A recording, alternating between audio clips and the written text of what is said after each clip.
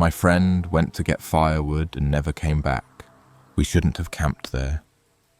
I know everybody says that after something bad happens, like some dumb hindsight thing, but I swear to God we should have listened to the little alarm bells from the start. It was supposed to be a chill weekend, me and my buddy, Jared, camping out in the Cascade Mountains. He's always dragging me out to these off-the-grid, hidden gem spots, you know? The kind where Google Maps gives up halfway and you're left with a grainy, all-trails screenshot and vibes. This one was different though, way too far out. We drove for hours past the usual parks, past even the tiny trailhead signs, until the paved road bled into dirt and we were the only car left on that skinny-ass fire road. Just us, a black Tacoma packed with REI gear, a Yeti cooler full of Miller Lite, and the kind of silence that isn't peaceful. It's heavy. You feel it on your chest. We pitched camp by a dried-up creek bed, ringed by these gnarled pine trees that looked dead even though they weren't. No other tents, no voices, just that kind of bone-deep quiet that makes you realize how loud your own thoughts are. But the first real red flag came around sunset. I was setting up the fire pit, stacking logs we'd brought, when Jared nudged me. He didn't say anything, just gave this little head tilt toward the tree line about 50 yards out. And there was this dude, just standing there, not moving, not walking, just there. He had a flannel on, the kind with red and black checks, and what looked like a camo ball cap. From that distance you couldn't make out his face. Not really. But you know when you can feel someone looking at you? That crawling, almost physical sensation on your skin? That's what it felt like. I raised a hand, you know, friendly, like, hey, we see you, we're cool. The guy didn't move, not even a nod, just stayed rooted there like he was watching something behind us. Probably a hunter, Jared muttered, trying to brush it off, but his voice was tight. He's usually the one who's all gung-ho about backwoods camping. He's not a jumpy guy, but he wouldn't meet my eyes. We kept setting up, tried to act normal. Half an hour later, when I looked up again, the guy was gone. No sound, no crunch of leaves, just gone. We should have packed up then and there, but no. We cracked open a couple beers, grilled some burgers, and tried to laugh it off. That nervous kind of laughter, you know? The kind that tries too hard. It didn't help that Jared kept glancing over his shoulder. I started doing it too. By the time we zipped up our tents for the night, the woods felt different, like they'd swallowed us whole. And that's when the second red flag happened. I was just drifting off, headlamp off, but phone in hand, scrolling through old photos because there was no signal, when I heard it. Not a twig snap, not a rustle, but breathing. Heavy, wet, too close. I froze. My heart hammered so hard I thought it had ripped through my chest. The breathing was right outside the tent wall, maybe 2 feet away, low and steady, like whoever was out there wasn't even trying to be quiet. I wanted to call out to Jared, but my throat locked up. I listened, holding my breath, trying to gauge where it was coming from. Whoever it was, they were crouching. You could tell. You can feel when someone squatted down, peering in. The breathing kept going, slow, measured. Then it stopped. But I didn't hear footsteps walking away. Nothing. After what felt like an eternity, I worked up the guts to whisper, "Jared?" No answer. I tried again, louder this time. Still nothing. That's when the zipper on his tent started moving, real slow. I shot upright, heart slamming, and unzipped my own tent, flashlight in hand, ready to swing. But when I looked over at Jared's tent, it was still zipped up tight, untouched. And the woods? Dead silent. I didn't sleep after that. Neither did Jared, apparently. He admitted in the morning, over bitter instant coffee, that he'd heard footsteps circling our tents around 3 a.m. Just slow laps, like someone was tracing the outline of our little camp. But he didn't see anything when he looked. We should have left. But Jared wanted to stay, said we'd just scared ourselves. City boys too soft for the real wilderness. Classic bravado bullshit. So after breakfast, he grabbed the hatchet and said he was going to get more firewood. That was the last time I saw him. I'm not talking hours later. I mean minutes. He walked into those trees like it was nothing, like we hadn't both been creeped out all night. But he didn't come back. Not after 10 minutes. Not after 30. Not after an hour. And when I finally went to look for him, I found something. But not Jared. I gave him an hour. That felt fair, right? An hour to get firewood, maybe take a leak, wander a little too far. It was early, just past 9 a.m. The sun was cutting through the trees in these sharp beams that made the woods look almost normal, peaceful even. Like nothing could be wrong. But something was wrong. I knew it. I felt it. The thing about the wilderness is, it's quiet until it's not. The birds, the wind through the pines, all of it blends into this soft background hum. But when a big animal moves through, when a person moves through, you notice. Branches snap, gravel crunches, there's rhythm to it, intent. But after Jared vanished into those trees, nothing. No crackling, no swearing because he tripped on a root, no dragging of heavy branches, just gone. I got this sour feeling in my gut, like acid. I tried to rationalize it. Maybe he found some good wood further down. Maybe his phone had signal and he was checking Instagram. Dumb thoughts to cover up the screaming voice in my head telling me to go get him. Now.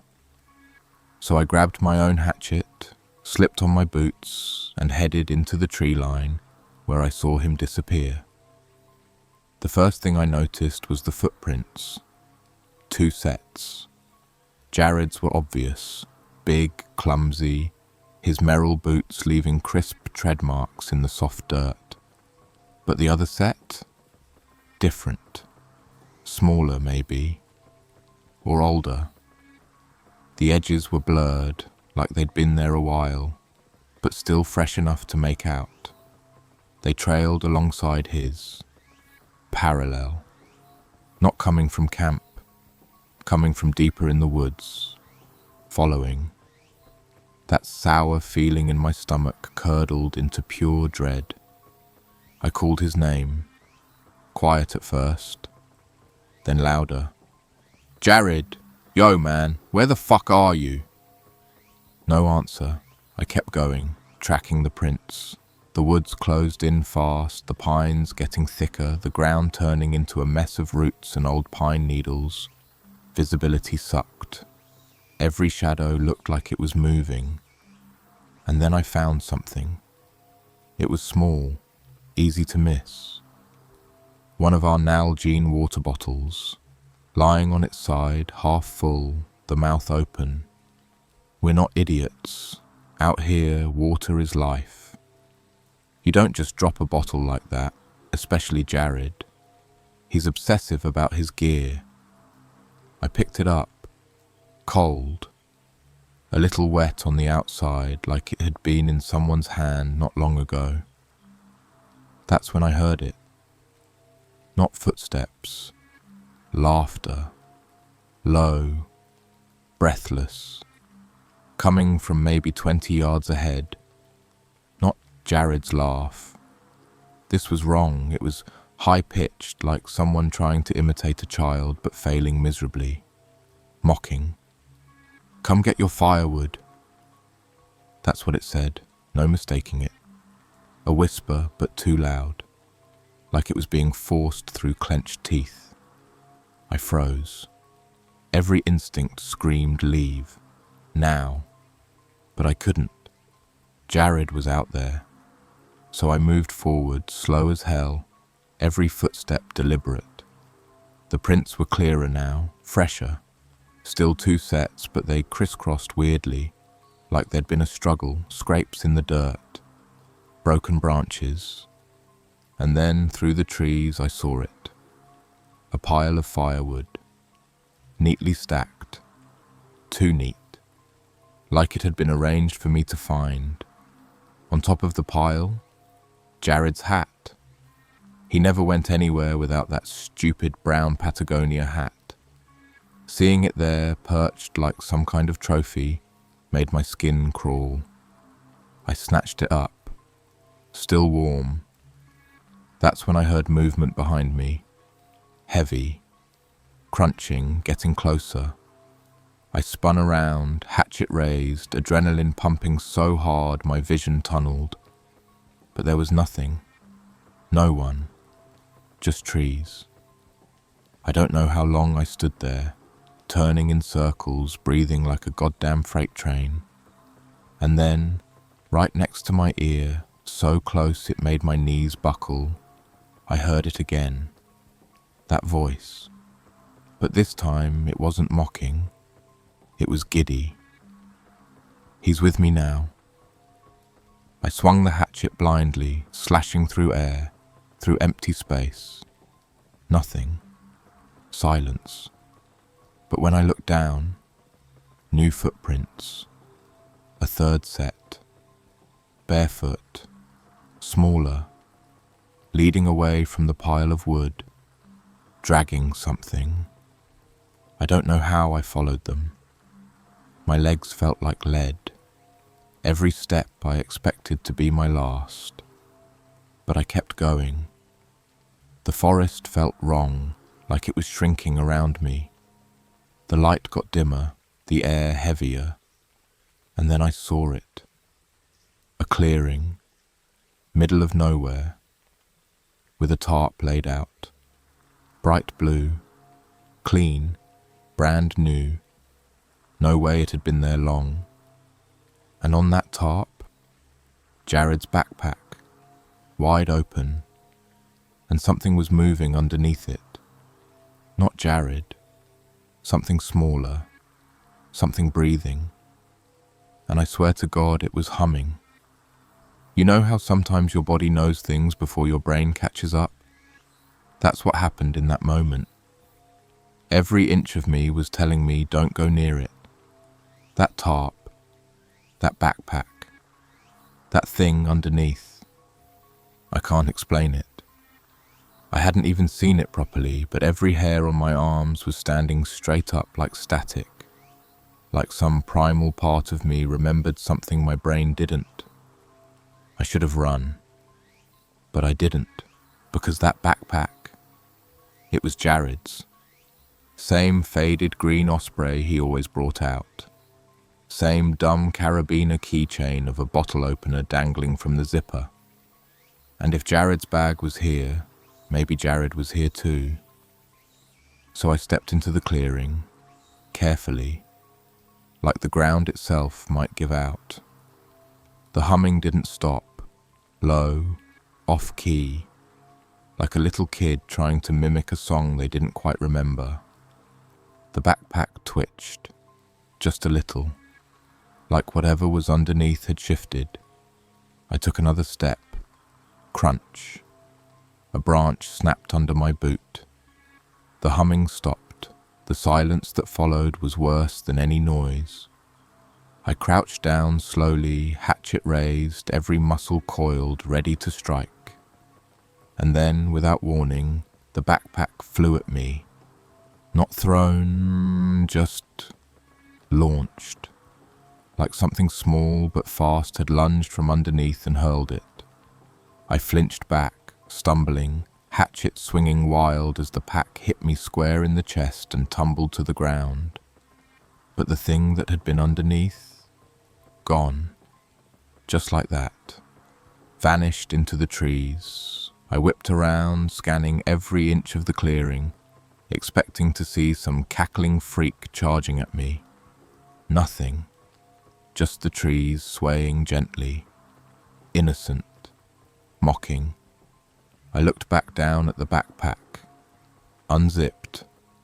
Empty. Except for one thing. A Polaroid photo, face down on the tarp. I picked it up, hands shaking, turned it over. My blood ran cold. It was Jared. But not from this trip, not some Instagram selfie or group shot. This was taken from last night. I could tell because of the shirt. He'd only bought that navy REI quarter zip last week.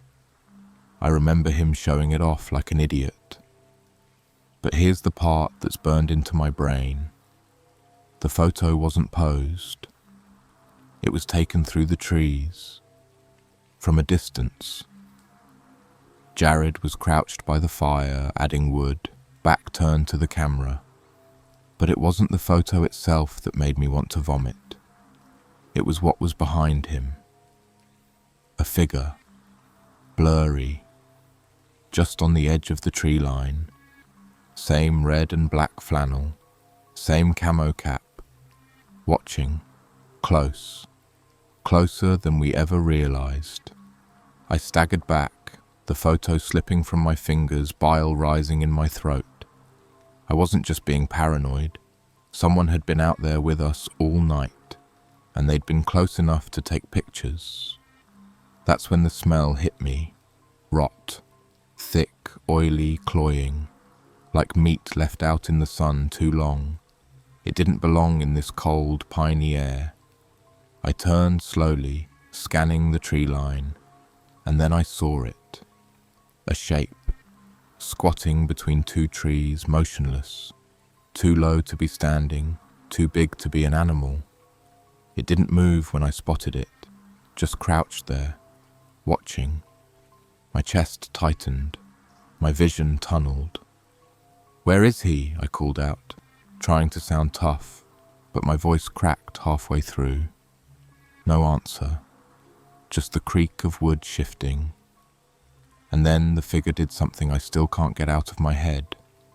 It cocked its head, but not like a person, more like a dog hearing a high-pitched noise. Slow, jerky, like the neck wasn't built to move that way. My stomach flipped. I took a step back. Crunch. The figure responded immediately. It laughed. Low, raspy, but gleeful, like it was genuinely enjoying the fear pouring off me. Then, in the same sing-song voice as before, it whispered, "He brought you here. You're next." That was it. Fight or flight kicked in hard, and I ran. Hatchet clutched tight, heart slamming, lungs burning. Branches tore at my face. Roots tried to trip me, but I didn't stop, couldn't stop. The woods were alive with noise now, not animals, not wind. Footsteps, fast, erratic, like something was darting between trees, circling me, always just out of sight. I broke through the tree line into camp like a man possessed. My legs were jelly. My hands were shaking so bad I could barely unzip the tent. I grabbed my keys, my phone, still no fucking signal, my wallet, instincts kicking in. But my truck keys were gone, vanished. I dumped my pack out, checked every pocket. Nothing. Panic bloomed in my chest. Jared had the spare set. Or he did, before he walked into those trees. That's when I heard it. From the edge of the camp, metal clinking, a hand, dangling my keys by the carabiner loop.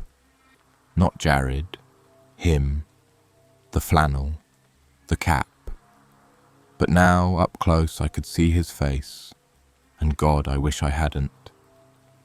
It wasn't just dirty or weathered, it was wrong, sunburned and blistered in patches, lips cracked so deep they bled, eyes glassy, milky like he hadn't blinked in hours.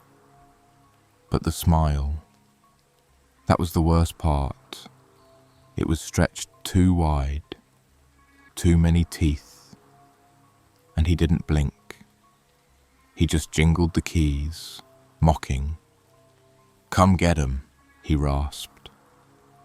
I didn't move, couldn't. Every instinct said this was it. I was fucked. No phone, no keys, no Jared. And then he did something so human it almost broke me. He tossed me the keys. Underhand, casual, like a friend tossing you a beer. They landed at my feet with a soft clink. But I didn't bend down to pick them up, because he was still smiling, still watching. And behind him, deeper in the woods, something else moved, bigger, slower, dragging, and it was humming. That same off-key song, the same pitch as before, but this time it wasn't alone, it was in harmony. Two voices, and one of them sounded like Jared. For a split second I thought about grabbing the keys. I mean, they were right there, inches from my boots, glinting in the dirt. My truck was behind me. All I had to do was scoop them up, run, fire up the Tacoma and get the hell out. But my body wouldn't move, because the man thing in the flannel wasn't moving either. He wasn't even blinking. He just stood there, half in shadow, like he was waiting to see what I'd do next. And behind him, that dragging sound was getting louder, closer. It was so much worse up close, like wet burlap scraping across gravel. With each pull, the humming grew louder too. Two voices, droning in this sick, lopsided harmony. One high and playful, the other lower, strained, familiar. Jared. I should have run. I should have lunged for the keys, hell, even swung the hatchet at this psycho. But I froze, because that second voice, Jared's voice, wasn't calling for help. He was singing, or trying to. Offbeat, slurred, like he wasn't in control of his own mouth. "You are the woods, you are the trees," he mumbled, like some deranged nursery rhyme.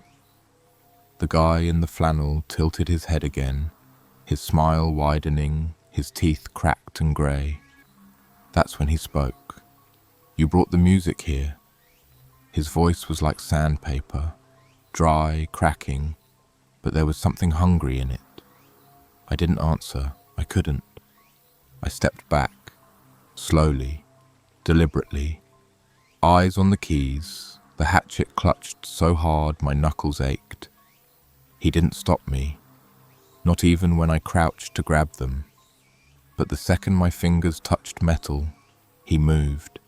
Fast. Way too fast. He didn't run, he skipped.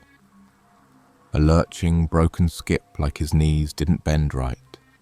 His boots slapped the dirt as he closed the distance in 2 strides. But he didn't grab me. He didn't need to. Because from the tree line, something else lunged. It wasn't Jared. Not anymore. It was wearing his face, yeah. Same dumb Patagonia hat, same quarter zip. But the way he moved, all wrong. Limbs too loose. head twitching with every step like a puppet on broken strings.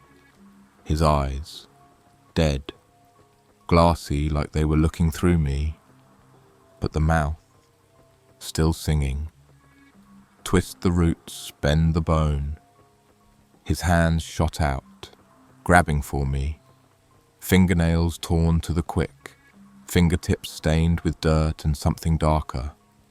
I swung the hatchet, hard, not to kill, just to get him off me. The blunt side caught his shoulder. The sound it made wasn't right, too soft, like hitting wet clay, but it was enough.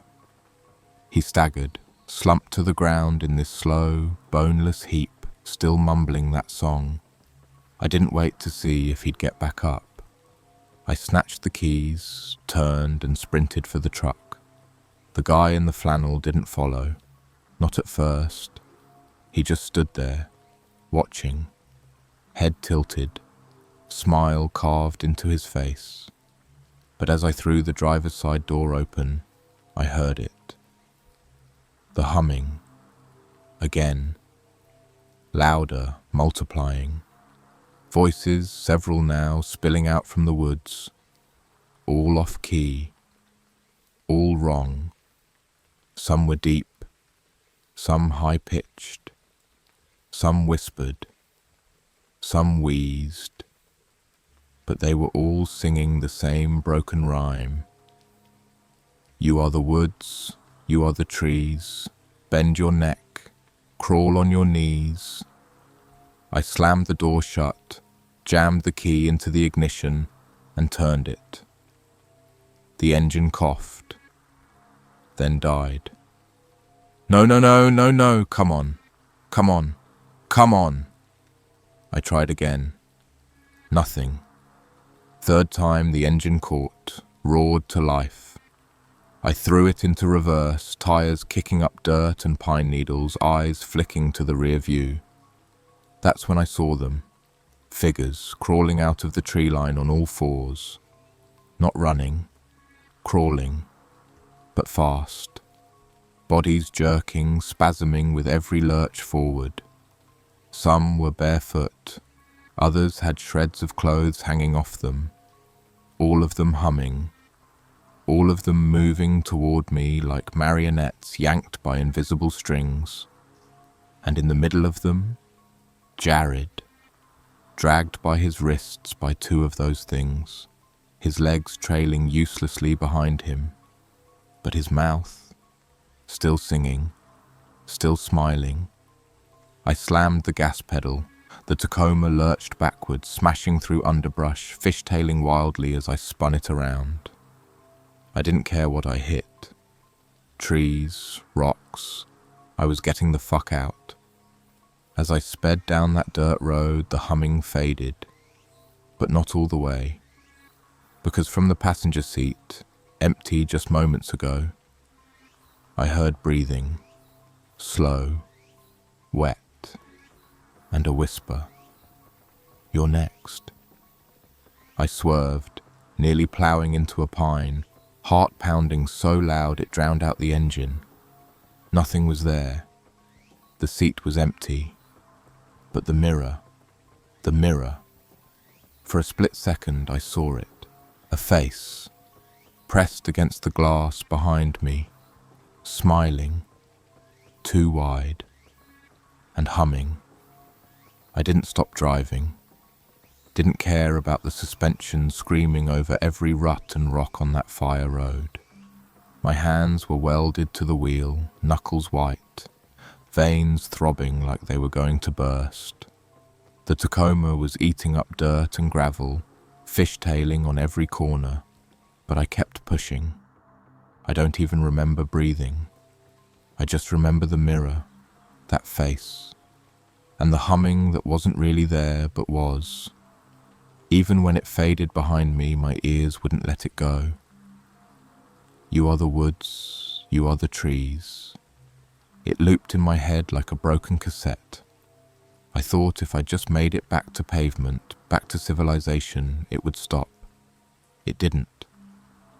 When the dirt gave way to cracked asphalt, I didn't slow down. Phone still had no signal. Radio was dead, just static hissing through the speakers. I didn't care. I just needed distance. Miles, hours. But here's the thing about the Cascades.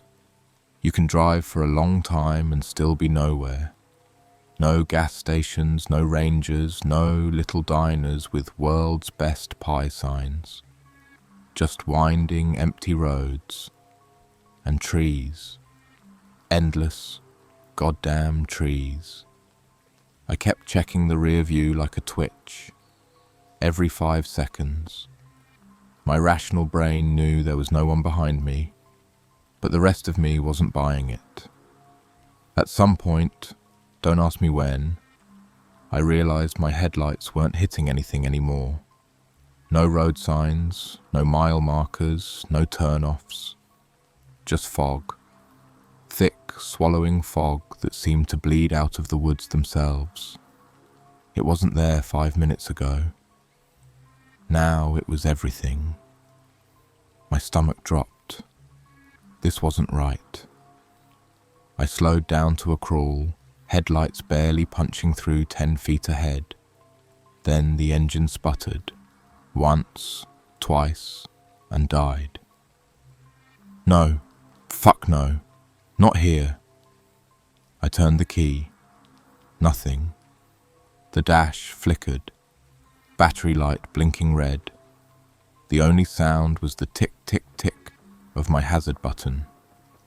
Except I hadn't pressed it. That's when I noticed something. The passenger door unlocked. I always lock my doors. It's automatic. Out here, it's survival. But now, open.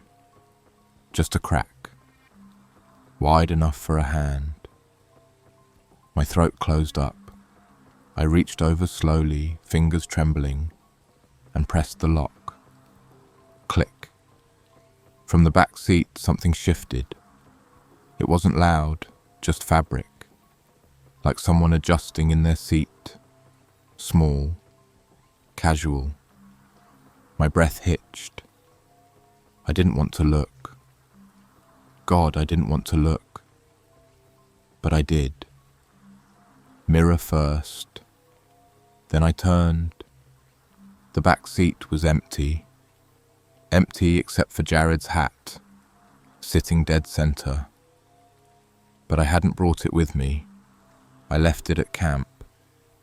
I left him at camp.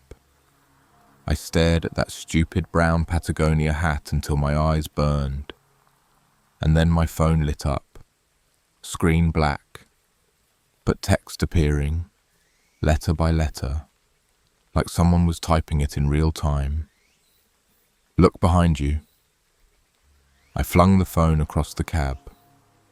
Heart in my throat, sweat pouring down my back.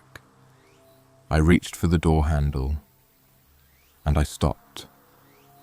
Because through the fog, through the windshield, a figure appeared, walking straight down the middle of the road. Same flannel, same cap. But he was wrong now. Taller, stretched. Like his arms and legs had been pulled too far, joints bending with each step like a scarecrow in a storm. And he was holding something. A rope. Long, thick. At the end of it, a shape. Dragging. Heavy. I knew what it was. I knew. But when he got closer, I saw it wasn't Jared. Not anymore. The thing being dragged had Jared's clothes, Jared's face, but it was slack, empty. Eyes wide, mouth open, but no breath, no life. Just a hollowed-out version of him, like a taxidermy puppet. And it was still humming. But the voice wasn't coming from the body. It was coming from the flannel man. His mouth wasn't moving. But the humming came out of him anyway, like a ventriloquist. The rope in his hand wasn't pulling Jared's body. It was pulling me. I felt it. Not on my wrists, not on my ankles. On my thoughts. On my will. Like every second I stayed there, I was sinking. Becoming part of it. Part of them.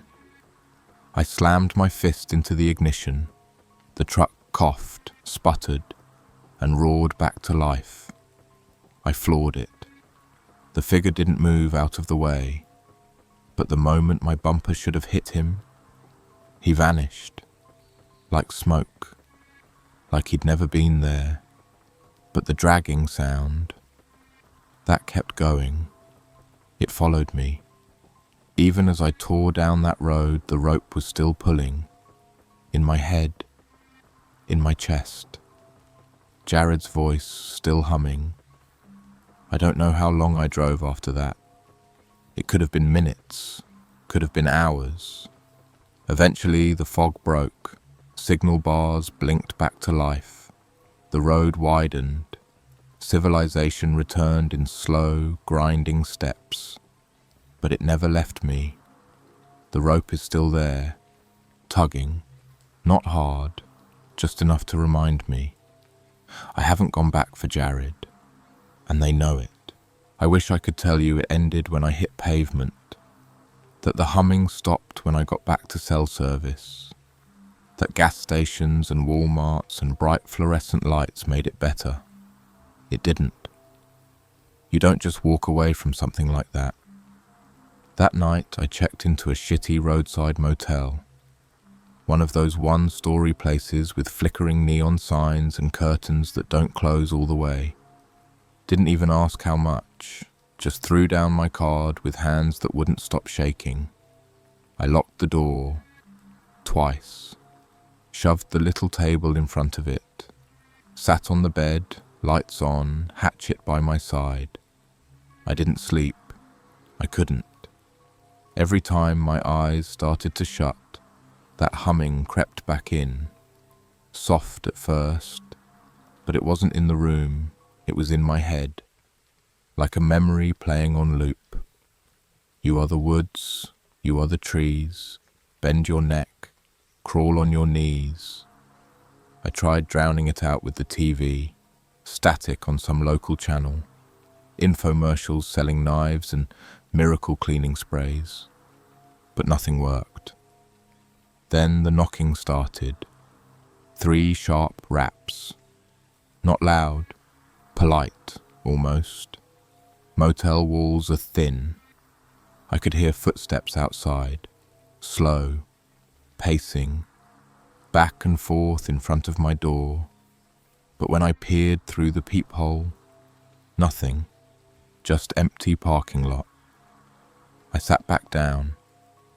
The knocking came again, same rhythm, same pause, same patience, like it knew I wasn't going anywhere. I didn't open the door, I don't know how long it lasted. Minutes, hours. I lost track. Eventually it stopped. But not because they left. It stopped because they didn't need to knock anymore. Because when I turned around, Jared's hat was on the nightstand, right where I dropped my keys. I swear to you, it hadn't been there before. It was clean. No dirt, no blood, just sitting there, waiting. I didn't touch it. I just stared at it. That's when my phone lit up again. No number, just a notification. One new airdrop. And the name? Cascade Choir. I couldn't breathe. Didn't accept it. Didn't decline it. Just watched it sit there. Then the humming started again. Not from the phone.